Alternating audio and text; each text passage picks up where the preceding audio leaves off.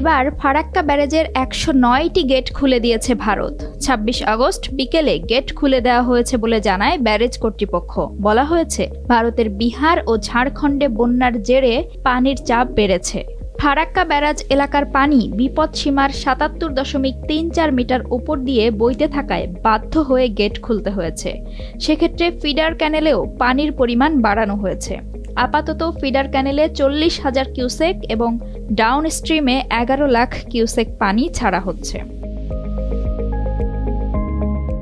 Farakka ব্যারেজের general manager আর দেশপান্ডে বলেন, Farakka barrage কর্তৃপক্ষ সব সময় অ্যালার্ট রয়েছে, প্রতি মুহূর্তে নজর রাখা হচ্ছে। খুব কম সময়ের মধ্যে যেভাবে পানির চাপ তৈরি হয়েছে তাতে ১০৯টি গেটের সবকটি খুলে না দিলে ব্যারাজের ওপর বড় চাপ তৈরি হচ্ছিল। এতে বড় ক্ষতির আশঙ্কা ছিল। ভারতের পশ্চিমবঙ্গ প্রদেশের মুর্শিদাবাদ জেলায় গঙ্গা নদীর ওপর ফারাক্কা বাঁধের অবস্থান।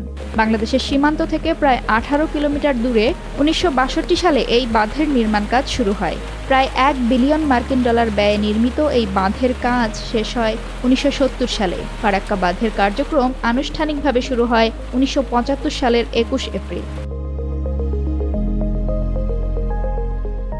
ফারাক্কা বাঁধ খুলে দেয়ায় বাংলাদেশে দৈনিক ১১ লাখ কিউসেক পানি প্রবেশ করবে বলে জানা গেছে।